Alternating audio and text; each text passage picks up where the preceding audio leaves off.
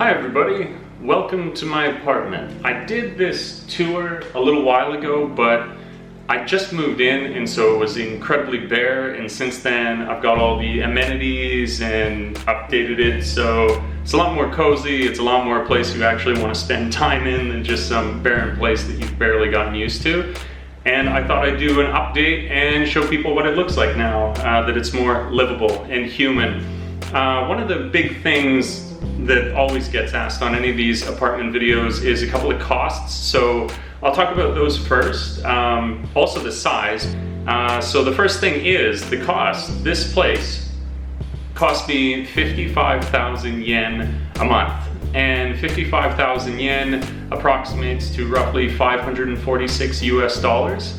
And I'll put down more details if you look below. There'll be like the cost of my internet, I'll do like the cost of my gas, electricity, everything like that, so you can get a full breakdown. But that's kind of the essential that you need to know. I pay 55,000 yen a month and I get all this glorious space for that amount because I live in the countryside. And aside from that, the reason this is so big when you compare it with so many other apartments that you'll probably look and find around YouTube is this is 50 square meters. And 50 square meters equates to roughly, I believe it's 540 square feet. So it's a pretty big apartment. I came from a place before that was about 22 square meters, so more than double the space. And the previous place that I lived in was 59,000 yen a month. So well worth moving, well worth looking into the different options that you have. And it sort of dispels the myth that all housing that you're going to find in Japan is really, really expensive. It's just like anywhere in the world. If you live in a highly populated, dense population area, the cost of living is very high. But when commuting is so easy when you're in Japan because they have such developed transit, living out in the countryside is a really viable option if you want to save a little bit of money and get that additional space, because I know that that can be so important for us. Not that I don't like efficiency of space, but I did that and it was time for me to move into something a little bit bigger, and that's what I did.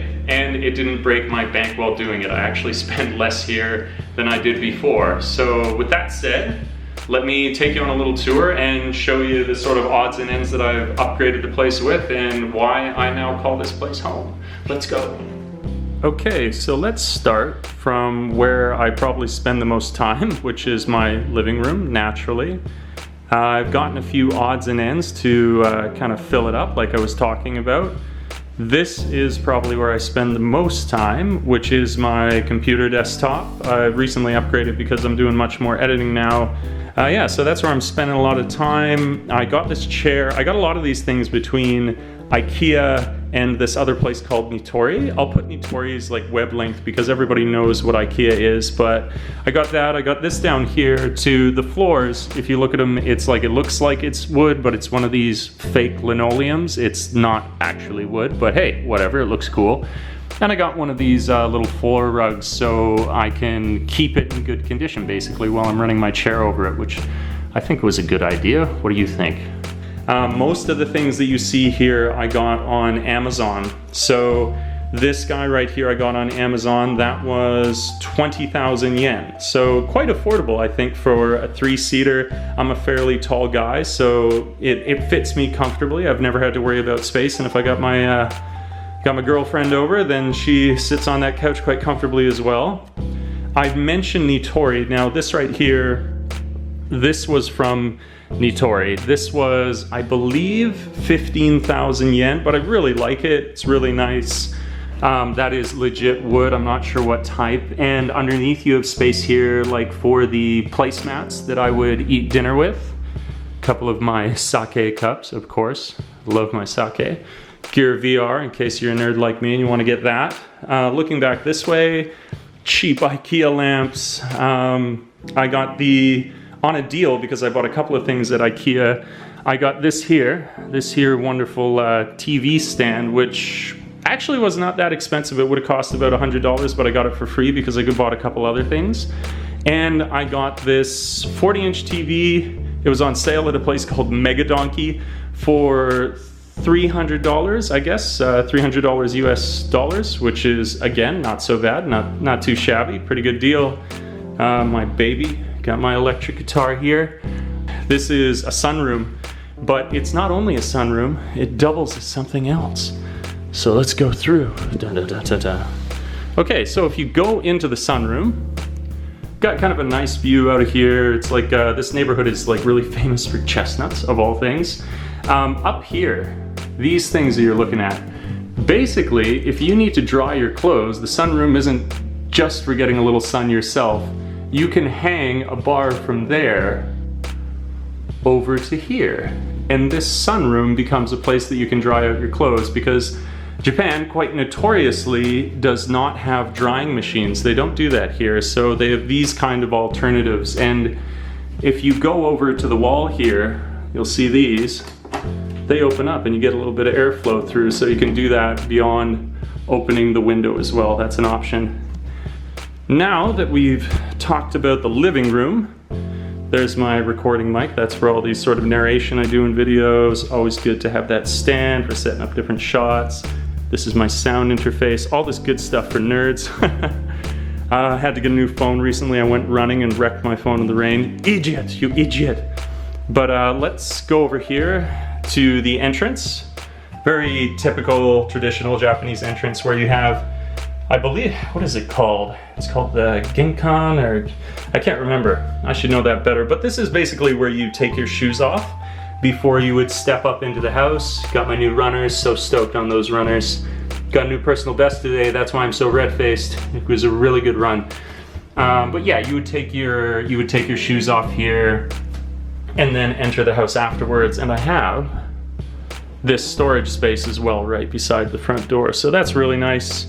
Although you can see that there's so much room for shoes which I do not have. Moving from the Genkan, we come into the kitchen area. The kitchen area which looks back over the living room, which I really, really like, because that's really social, right? If I got friends over, then I can be making dinner here, or appetizers, or whatever snacks for somebody to enjoy. They can be chilling over there, we can have a conversation, and it feels really open and welcoming for when you have friends over, which is really cool. Coming around this way, a lot of people probably say that this is too small, but it's big enough for me. This is one thing I don't mind, having a little efficiency of space. I've got so many headphones. Yeah, it's big enough for me. What have I got in here? Pretty healthy stuff. I got some miso down there. Gotta have your miso. I've got my tomatoes, I've got my broccoli.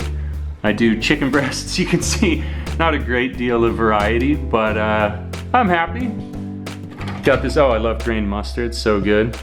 Yeah, very, very basic foodstuffs here in the actual fridge, but it gets the job done, like I say, so I'm pretty happy. And you can tell too that it's not that full, right? So there's plenty more room if I wanted to pick anything up. Whenever I finish my runs, actually I still need to do this today, I would usually use my yoga mat. I'd get over there in the living room, push things out of the way, and I'd do some stretching, because I'm a big unflexible oaf, so getting the yoga mat is a big benefit for me. I've been making all kinds of gains with the yoga mat, so that's where I keep that tucked away in the corner there. If I'm feeling particularly fancy, that's for flowers. So I've got that for flowers.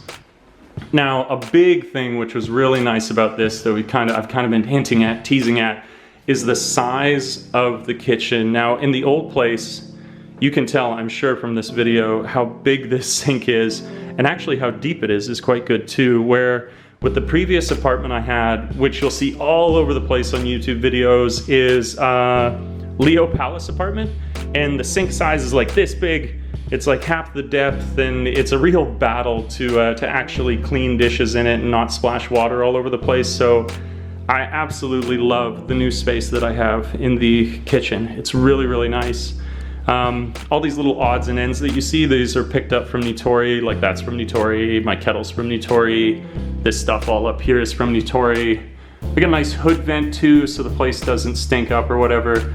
I should mention, this is a little late to mention, but you're probably noticing, wow, this place looks pretty new. That's because it is. It was built in 2016. I'm the first tenant to move into it. Another bonus living in the countryside is, good Lord, how new the buildings are, and they're springing up everywhere.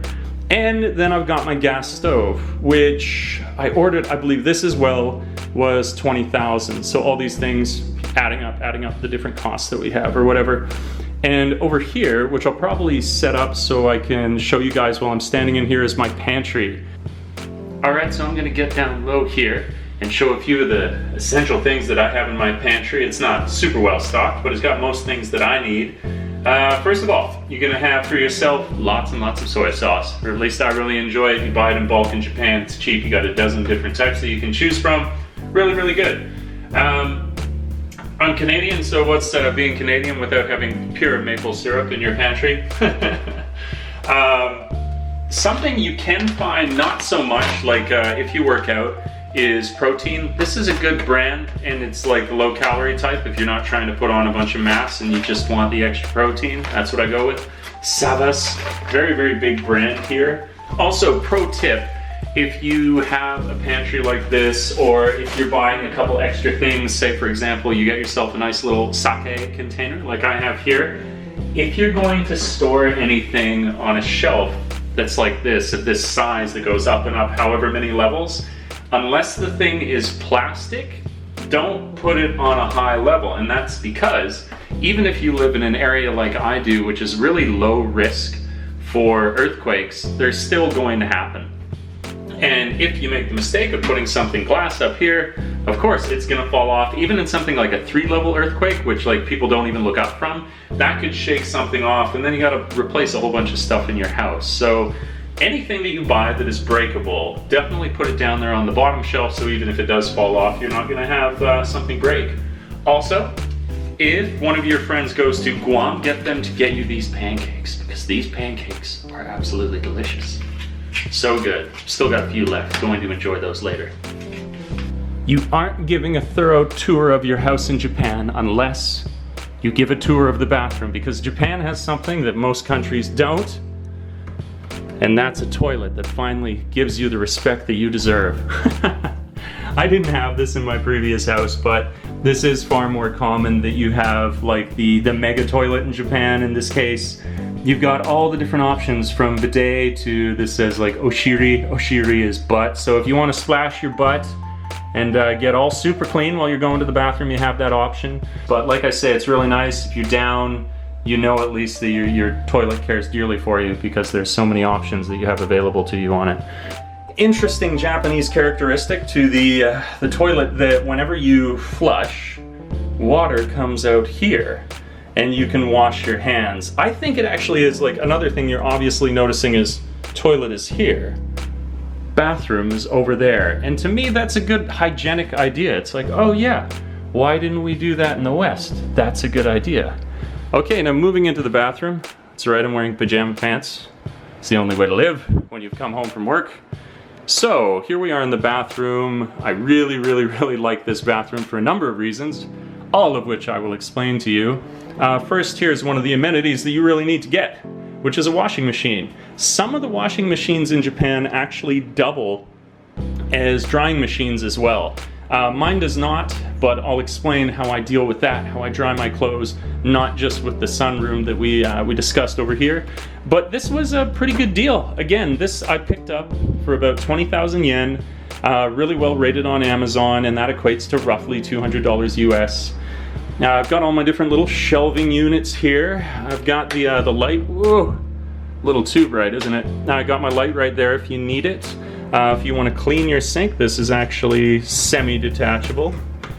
Ooh, I should add in cheering sound effects at this point. If you want the cheapest, best Japanese, what is it, cleaning powder? Fafa all the way. It's like this whole thing. Love Fafa. Fafa is love. I'll make it. That's a dirty bear. Here is my shower, significantly larger than the previous that I had. My elbows were always knocking against the walls in the other one that I had. But first, let's go step by step here.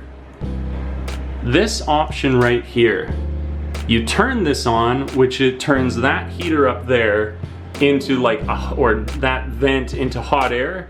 You hang all of your clothes up here, close this door, and that's the way that you can dry all your clothes out. And it's really efficient, works really well, and it's primarily what I use to dry my clothes out, and it's how I get by without having a dryer.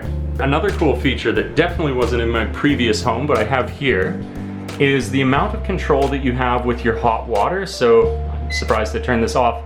Regularly, you would, when you walk into a shower, you would like go up on your shower for hot or down for cold. Here, you can actually set the exact temperature of the water that you want. And when you turn your water on to full blast, that's the exact temperature that you get. So in the morning, you're saving time. No seconds lost trying to figure out the exact heat that you want with your bath or your shower or whatever you're having. You preset it. Really, really, really useful and nice to get exactly what you want. Next up, and the final room in my house is a 1 LDK, is the bedroom. This right here is a double bed, not a king size or anything like that. I don't need a king size. Didn't go extravagant with the bed frame. This is from IKEA as well as the mattress. Bed covers are from Nitori. Bed frame was about 20,000 yen. The mattress was about 20,000 yen. Bedside table over here was about 5,000 yen. And what have I got over here? Yeah, I've got like my bedside clock. That's good. I got this glass that I should move because I could easily knock that off and break it. Little side lamp, another cheap lamp that I got from IKEA. Those are only like $10, so it's a really good deal. And this is my walk-on closet.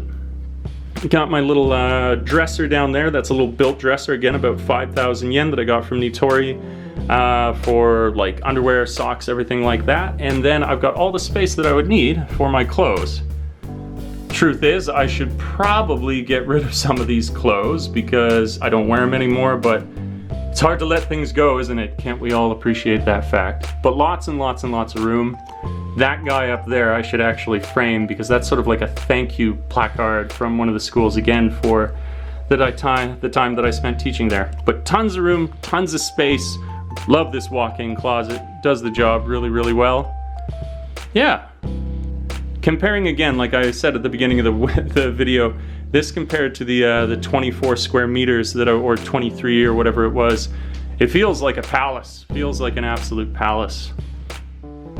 So there you have it, my humble abode. A little nicer now that it's not empty rooms.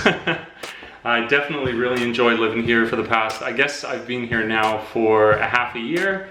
I don't want for anything. It's really, really good, and I feel like I almost have to pinch myself every time I wake up in the morning, and this is where I live now. I love it. And again, it should kind of dispel the myth too, where somebody might describe somewhere as undesirable. What is undesirable to one person might be your heaven. So really explore the different places that it is you could live in Japan.